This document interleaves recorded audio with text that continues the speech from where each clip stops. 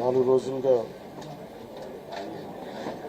ఈ రాష్ట్రం డిప్రెషన్ గురవటం, అటు మాన్సూన్ సీజన్ కావటం అన్ని కలిపి ప్రత్యేకించి ఆంధ్రప్రదేశ్ని అతలాకుతలం చేసిన ప్రత్యేకించి ఉమ్మడి కృష్ణా జిల్లాని చాలా ఇబ్బందికరమైన పరిస్థితుల్లోకి ఏర్పడింది.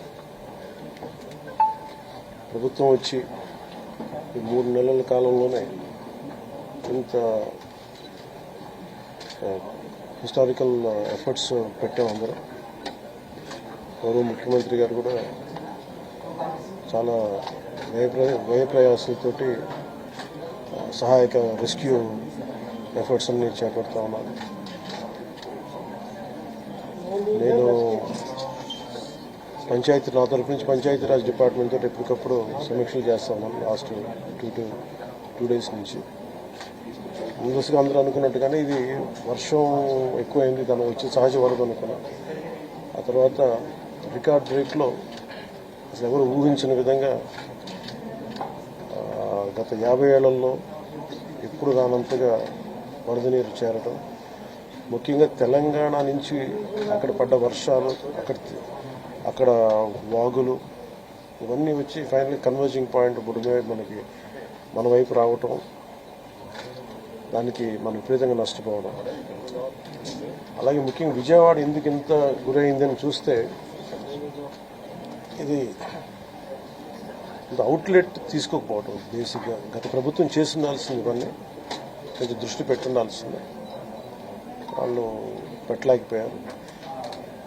సో వాళ్ళు చేయలేకపోయారు. కానీ భవిష్యత్తులో ఈ రోజున ఈ సహాయ కార్యక్రమాలతో పాటు భవిష్యత్తులో ఇలాంటి ఎంత అకస్మాత్తుగా ఇలా వచ్చి మనం ప్రజలు ఎంత నష్టపోకుండా ఉండాలంటే ఏం చేయాలి? ఖచ్చితంగా ఈ వరద నీరు తగ్గగానే, రిసీడ్ అవ్వగానే దీని మీద ప్రాపర్ ప్లానింగ్ తోటి ఈ వరద నీరు వెంటనే దీని అవుట్లెట్ కాలంలో ఉండేలాగా దాని మీద ఈ ఫ్లడ్ కెనాల్స్ని ఎలా ఏర్పాటు చేయాలనేది గౌరవ ముఖ్యమంత్రి గారితో కూడా దీన్ని చర్చిస్తాం. ఇందులో కూడా మాట్లాడుతూ ఉంటే ఇన్ఫర్మేషన్ ఏమంటే బుడమేరుకు సంబంధించి కొంత గత ప్రభుత్వం కంప్లీట్గా విస్మరించింది ఈ ప్రాజెక్ట్స్ని. చాలా ఇప్పుడు మీరు చూస్తే మొన్న వాళ్ళ ప్రభుత్వం ఉన్నప్పుడు కూడా ఈ మన అన్నమయ్య ప్రాంతానికి పింఛా డ్యామ్ కూడా సరిగ్గా మెయింటెనెన్స్ చేయలేక నష్టపోయారు. ఒకటి కెపాసిటీకి మించి వరదలు వచ్చినాయి. ఒక్క ఆంధ్రప్రదేశ్ సంబంధించి మన తెలంగాణ నుంచి పడ్డ వర్షం కానీ అవన్నీ కూడా ఇది ఆంధ్రప్రదేశ్కి ఒక ముంపుగా ఏర్పడ్డాయి. దానితోడు ఈ అవుట్లెట్స్ లేవు, ఫ్లడ్ కెనాల్స్ సరిగ్గా నిర్మించుకోలేకపోయాం. ఒకటి మన స్టేట్ బైఫర్కేషన్ నుంచి ఇప్పుడు దాకా మన ఇన్ఫ్రాస్ట్రక్చర్ ఇలాంటి భవిష్యత్తులో జరగకుండా, నగరాలకు ఎలాంటి ముంపు వాటిల్లకుండా ప్రతి నగరాన్ని కూడా దీన్ని అసెస్ చేయాల్సిన అవసరం ఉంది. ప్రస్తుతం విజయవాడని ప్రత్యేక కోణం నుంచి దీన్ని దృష్టి పెట్టాలి. అదొకటి ఫ్లడ్స్ అయిపోయిన తర్వాత ఆలోచిస్తున్నాం. ప్రస్తుతానికి సిసోడియా గారు చెప్పడం దీన్ని disaster management head, state disaster management హెడ్గా మా దృష్టికి తీసుకొచ్చింది ఏంటంటే ప్రస్తుతం రిసీడ్ అవుతున్న నీళ్లు పెరగట్లేదు. రేపటికి ఇది మనకి ప్రకాశం బ్యారేజ్లో 5 లక్షల క్యూసెక్స్కి 5 దాకా వచ్చేస్తుందని చెప్తా ఉన్నాను. సో మేజర్ ప్రమాదం మనం తప్పింది. చాలా అదృష్టవశాత్తు ఇది భగవంతుడి కరుణ అనుకోవాలి. ఆల్మోస్ట్ ఒక 10-12 వేల క్యూసెక్లు రీచ్ అయ్యి ఉంటే అసలు టోటల్ మనం ఊహించిన ప్రమాదం జరిగి ఉండేది. మన ఎవరో కూడా అన్కంట్రోలబుల్గా జరిగి ఉండేది. ఒకటి ఇది మేజర్గా చెప్పాలంటే ప్రకృతి విపత్తు.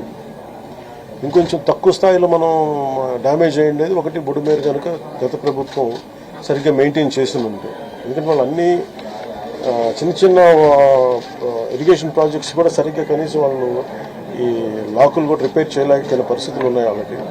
సో ఇప్పుడు వాళ్ళ తిట్టి కూడా ప్రయోజనం లేదు. ఎందుకంటే ఇది ముందు మనం ప్రస్తుతం మా చేతిలో ఉన్నది ప్రభుత్వం ఏమన్నా మేము ఏం చేయాలని ఆలోచిస్తామని ఉన్నంతలో మొత్తం కూర్చోబెట్టి దాదాపు ఇండియన్ ఎయిర్ ఫోర్స్ నుంచి, నేవీ నుంచి హెలికాప్టర్స్ ద్వారా, అలాగే డ్రోన్స్ ద్వారా ఫుడ్ సప్లై అన్నీ చేస్తా ఉన్నాం. అలాగే సహాయ కార్యక్రమాలు ముందుకు తీసుకెళ్తాము. అలాగే పిఆర్ పంచాయతీరాజ్ నుంచి కూడా దాదాపు 242 టీమ్స్ని ఈ రోజున 262 టీమ్స్ని ఏర్పాటు చేయడం జరిగింది. ఇది వరద ఎఫెక్ట్ కాని జిల్లాల నుంచి ఈ ప్రత్యేకించి మన ప్రిన్సిపల్ సెక్రటరీ గారి ఆధ్వర్యంలో ఇది ముందుకు తీసుకెళ్తా ఉన్నాం ఈ రెస్క్యూ కార్యక్రమాలకి. చాలా బాధాకరమైన దాదాపు 19 మంది చచ్చిపోయారు. చాలా వారికి మనస్ఫూర్తిగా నా సంతాపం తెలియజేస్తాం. అలాగే ఒక ఇద్దరు మిస్ అయ్యారు. ఒక పశువులు ఒక దాదాపు 136, అలాగే దాదాపు 1,72,000 హెక్టార్లు పంట నష్టం జరిగింది. అది విజ్ఞాన పంటలు కానీ లేదంటే మామూలు మనం ప్యాడీ కానీ ప్యాడీయే దాదాపు 1,72,000 హెక్టార్లు, హార్టికల్చర్ వచ్చి ఒక 15,000 హెక్టార్స్ ఉంది. అలాగే 176 రీహాబిలిటేషన్ సెంటర్స్ని ఏర్పాటు చేయడం జరిగింది. దీనిలో ముఖ్యంగా ఈ దాదాపు 328 ట్రైన్స్ క్యాన్సిల్ చేయడం జరిగింది. 6,44,536 మంది ఈ వరదల వల్ల ఎఫెక్ట్ అయ్యారు. దాదాపు 193 రిలీఫ్ క్యాంప్స్ మెయింటైన్ చేయడం చేస్తున్నాం.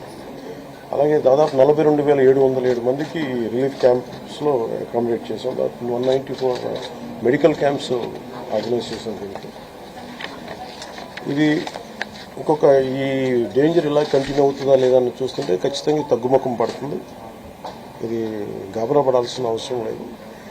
అలాగే మేము సహాయ కార్యక్రమాలు పాపం అందరూ కూడా పిఆర్ పంచాయతీరాజ్ దగ్గర నుంచి స్టేట్ డిజాస్టర్ సిసోడియా గారి అధ్యక్షతన గౌరవ ముఖ్యమంత్రి చంద్రబాబు గారి ఆధ్వర్యంలో సహాయ కార్యక్రమాలు, స్టేట్ డిజాస్టర్ మేనేజ్మెంట్ అలాగే నేషనల్ డిజాస్టర్ మేనేజ్మెంట్ అందరూ ఒకటే ఇన్ ట్యాండెం కలిసి పనిచేస్తూ ఉన్నాం. సో ప్రతి దాదాపు ఈ సెంటర్కి 600 కాల్స్ టు 700 కాల్స్ వస్తూ ఉన్నాయి. ఈ సెంటర్కి ఎక్కడెక్కడ ఇబ్బందులు ఉన్నాయంటే అడ్రస్ చేస్తూ ఉన్నాం. అతి తక్కువ సమయంలో ఇంత ఎఫెక్టివ్గా పనిచేయగలిగాం. కానీ భవిష్యత్తులో ఇలాంటివి జరగకుండా ఉండాలని మేమందరం కోరుకున్నాం. అలాగే ఆ దిశగా పనిచేస్తాం. ఇది ఒక రోజుతో కాకుండా ఇది రాత్రంతా పాపం సిసోడియా గారి కానీ అందరు కానీ ప్రతి పంచాయతీరాజ్ కానీ అందరూ ఈ డిజాస్టర్ మేనేజ్ ప్రతి ఒక్కరి కాల్ సెంటర్స్లో ఉన్నవాళ్ళు మొత్తం అందరూ రాష్ట్ర యంత్రాంగం మొత్తం ఆల్మోస్ట్ ప్రతి ఒక చిన్నపాటి ఏరియా కూడా ఒక ఐఏఎస్ ఆఫీసుని పెట్టి సహాయ కార్యక్రమాలని ముందుకు తీసుకెళ్తా ఉన్నాం. అలాగే సిసోడియా గారు కూడా ఆయన అహిర్నిస్లో లాస్ట్ ఒక 72 గంటలుగా ఆయనకి నిద్ర కూడా లేకుండా ఇక్కడే కూర్చొని మొత్తం అహిర్నిస్లు అందరూ అప్రమత్తంగా దీన్ని పర్యవేక్షిస్తాం. ఇప్పుడు దీన్ని అనలైజ్ చేసి ఇప్పుడు ఎవరి తప్పు వీటన్నిటికంటే కూడా మేము అంటే మా ముందున్నది మేము ఎంతో సహాయ కార్యక్రమాల్లో పాల్గొనగలం. అలాగే నేను ఈ సమావేశం తరఫున ప్రైవేట్ వ్యక్తులు కూడా మన పత్రికా ప్రకటన ద్వారా నేను మిమ్మల్ని అప్పీల్ చేశాను. ఈ రోజున మొత్తం రాష్ట్ర హితువు కోరుకున్న ప్రతి ఒక్కరూ 3 పార్టీల వ్యక్తులు మద్దతుదారులు అందరూ కూడా మనందరం ఇలాంటి ప్రకృతి విపత్తులు వచ్చినప్పుడు అందరం కలిసి మనం ముందుకు తీసుకెళ్ళాలి. రాష్ట్ర ప్రభుత్వం నుంచి కొత్తగా ఏర్పడ్డ ప్రభుత్వం మనం ముందుకు తీసుకెళ్తా ఉన్నాం. అలాగే మీ వంతు సహాయం కూడా మీరు చేయమని కోరుకుంటా ఉన్నాను. అలాగే నా సైడ్ నుంచి కూడా ఈ ప్రత్యేకించి రాష్ట్ర సీఎం రిలీఫ్ ఫండ్కి ఒక ₹1 కోటి నిధుల్ని నేను చంద్రబాబు గారి రాష్ట్ర ముఖ్యమంత్రి నిధికి నేను విరాళంగా ప్రకటిస్తున్నాను. ఈ సహాయ కార్యక్రమాలకి చిన్న ఒక పూర్తి స్థాయిలో అవ్యమాత్రం వాళ్ళకి వచ్చినా కానీ నాకు చాలా ఆనందం కలుగుతుంది. ఆ దిశగా రేపు కలిసి వారికి అందజేస్తున్న చెక్. అలాగే ఈ పరిస్థితుల్లో ఒక చిన్న అనాలిసిస్ ఏంటంటే రీహాబిలిటేషన్కి షిఫ్ట్ చేయబడ్డ వారు 42,000 మంది. నిన్న మెసేజ్ కూడా పెట్టాను. ఆర్బీ రోడ్స్లో కూడా దాదాపు 1,808 కిలోమీటర్లు డ్యామేజ్ అని ఒకటి కరెక్ట్ చేసుకోవాలి, దాన్ని దృష్టి పెడుతున్నాం. అలాగే 188 బోట్స్ యాక్షన్లో ఉన్నాయి, దాదాపు 5 హెలికాప్టర్స్. అలాగే గజయితగాలు దాదాపు 283 మంది సహాయ కార్యక్రమాలు పాల్గొన్నారు. దాదాపు 3 లక్షల ఫుడ్ ప్యాకెట్స్ సప్లై చేశాం. అలాగే ఈ కంట్రోల్ రూమ్ ప్రజలకు ఏదైనా సరే మీకు అత్యవసరమైన పరిస్థితుల్లో ఉండాలి అంటే ఇది 112 ఈ నెంబర్ కానీ అత్యవసర నెంబర్లు కానీ 1070. సో 112 మీరు ఎక్కడైనా సరే విపత్తులు ఇరుక్కుపోయి ఏదైనా కష్టం ఏదైనా ఇబ్బంది ఉందంటే వెంటనే మేము స్పందిస్తాం. దానికి మీరు కంట్రోల్ రూమ్ నెంబర్ 112, ఇంకొక నెంబర్ 1070. ఇది కాకుండా 1800 4250 101. మళ్ళీ రిపీట్ చేస్తాను, కంట్రోల్ రూమ్ నెంబర్స్ 112 అదొక ఈ ఫోన్ కన్నా చేయండి, లేదంటే 1070కి ఫోన్ చేయండి. ఇది కాకుండా మూడో నెంబర్ 1800-425-0101. మీరు ఈ కంట్రోల్ రూమ్కి చేసిన మీకు ఏ సహాయకరమైన ఎక్కడైనా విపత్తులు మీరు ఇరుక్కుపోయినా కానీ మేము వెంటనే తక్షణంగా స్పందిస్తాం తెలియజేసుకుంటాం.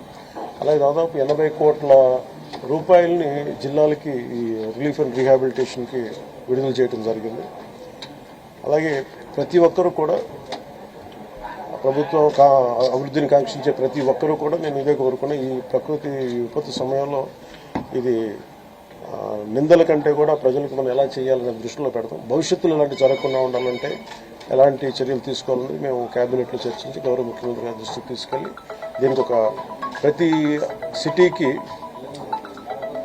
సిటీకి ఒక మాస్టర్ ప్లాన్ తయారు చేయాలి. ఫ్లడ్ మేనేజ్మెంట్కి ఒక మాస్టర్ ప్లాన్ ఉండాలి. అందుకని ఆ దృష్టిలో పెడతాం భవిష్యత్తులో. Thank you.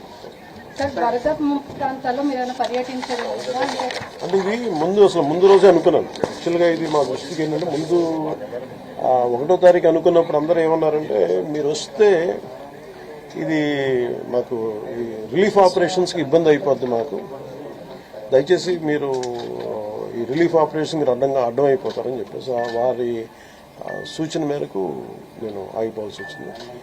ఇప్పుడు కూడా ఒకసారి వాళ్ళ నిర్ణయం తీసుకొని వాళ్ళు టేక్ ఎ కాల్ వెళ్తే అది సహాయపడాలి, కానీ మళ్ళీ ఇంకొక కేయాటిక్ మీకు తెలుసు కదా, అందుకని దాన్ని దృష్టిలో పెట్టుకుని కొంచెం ఆలోచిస్తా తటపాయిస్తాను. అంతకుమించి లేదు, కొంచెం ఇబ్బంది లేదంటే ముందు మెయిన్ అధికారులు పాపం గత 72 గంటల నుంచి వాళ్ళు నలిగిపోతారు నిద్రాహారాలు లేకుండా. సో వాళ్ళని దృష్టిలో పెట్టుకుని మళ్ళీ నేను వెళ్ళి సహాయపడాలి, కానీ మళ్ళీ అది అదనపు బరువు అయితే మళ్ళీ రెస్క్యూ ఆపరేషన్స్ ఇబ్బంది కలగకూడదని చెప్పి నేను దాన్ని దృష్టిలో పెట్టుకుని నేను స్వయంగా పర్యవేక్షిస్తాను. 4 రోజులుగా పవన్ కళ్యాణ్ ఉప ముఖ్యమంత్రి రాలేదు, ఎక్కడ పోయాడని చెప్పి విపక్షాలు ఆరోపణ చేస్తున్నాయి. బాధితులు పట్టించుకోలేదని చెప్పేసి ఆరోపిస్తున్నాయి. ఫిజికల్గా మీకు కనిపించడం పద్ధతి అంటే వాళ్ళు ఏమనుకుంటారు, నేను బోట్ వేసుకుని రెస్క్యూ చేయడం కుదరదు కదా, ఆ బాధ్యత లేకుండా అది ఏం అనాలి కాబట్టి అంటే తప్ప.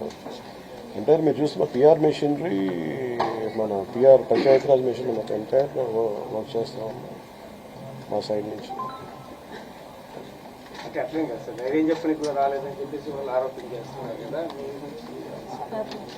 అది నేను అట్లా అనుకోవట్లేదు. అంటే ఏమైపోతుంది, ధైర్యం చెప్పడానికి వెళ్ళి ఒక్కసారి మీద పడ్డారు అనుకోండి. పరిస్థితులు ఎలా ఉన్నాయంటే నేను మొన్న పింఛడానికి దీనికి వెళ్ళాను. నేను వెళ్ళి సహాయ కార్యక్రమం అంటే నేను ఒక ప్రత్యేకమైన పరిస్థితుల్లో ఉండాలి, అది మేము అర్థం చేసుకోవాలి. ఇప్పుడు నేను వెళ్ళి కూర్చుంటే వెళ్ళిపోవద్దని రెస్క్యూ ఆపరేషన్స్కి ఇబ్బంది కలగకూడదన్న ఒకటే నన్ను ఆ సూచన ఒకటి నన్ను ఆపేదాను, అంతమించి వేరే ఆపేదాను.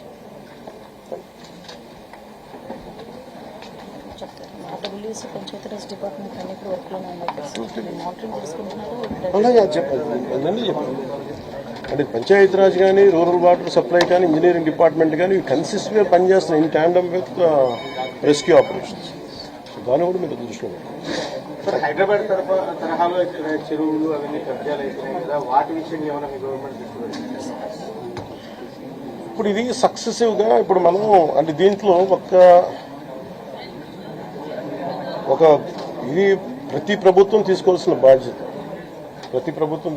బాధ్యత, ఇప్పుడు దీంట్లో ఆల్రెడీ చెరువుల్లో కొంచెం నాణాల్లో కట్టేసినవి ఉంటాయి. అసలు ముందస్తుగా వ్యవస్థలు కనుక చాలా బలంగా పనిచేస్తుంటే పర్మిషన్స్ లేకుండా ఎప్పటికప్పుడు అది ఒక విచిత్రమైన పరిస్థితుల్లో అందరూ వదిలేస్తాం, నీళ్లు రావట్లేదని. ఎఫ్టీఎల్లో ఇప్పుడు మన హైదరాబాద్లో కూడా చూస్తున్నాం కదా, ఫుల్ ట్యాంక్ లెవెల్లో ఉన్న చోట్ల రావులని చెప్పి లాస్ట్ 20 yearsలో రాలేదని చెప్పి ఇల్లు కట్టేశారు. ఇప్పుడు సరదాగా మన అది ఎప్పుడు ఈ జలవనరుల శాఖ ఎప్పటికప్పుడు ఇది కట్టొద్దు, పర్మిషన్స్ ఇవ్వద్దు అని అంటుంది. మళ్ళీ కానీ దాన్ని స్థానిక మున్సిపాలిటీలు కావచ్చు, కార్పొరేషన్స్ కావచ్చు ఇచ్చేసిన పరిస్థితుల్లో మీరు హైదరాబాద్ చూస్తున్నారు. మనకు కూడా అలాంటి పరిస్థితులు ఉన్నాయి. ఇది సక్సెసివ్గా జరుగుతూ ఉండింది. దీన్ని ఎట్లా అడ్రస్ చేయాలనేది ఇది ఒక సోషల్ ఇష్యూ కూడా అవుతుంది. దీన్ని ఎలా చేయాలి, కొంత ఎడ్యుకేట్ చేసి కొంత అవగాహన తీసుకొచ్చి ఒక ప్రత్యామ్నాయం కల్పించి దీన్ని ఖచ్చితంగా అడ్రస్ చేయాలి భవిష్యత్తు.